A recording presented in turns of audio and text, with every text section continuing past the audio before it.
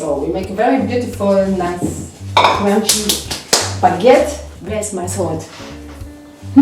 I found my salt. I put a few yeast, sugar because the yeast are hungry. Pepper. Mix it.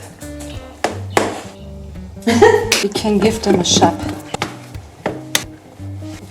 This we make with tomato, and this one we paint with a mix of herbs. Here the dried tomato for the tomato bread with a bit garlic, not too small.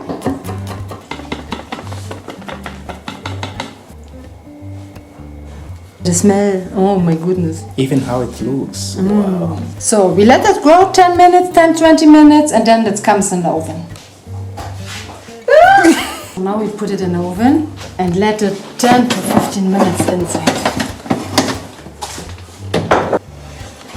So the baguette are ready with tomato and with the marinade of some herbs, different spices and salt. What do you think? Looks nice and it smells really nice. It's crunchy, inside very soft.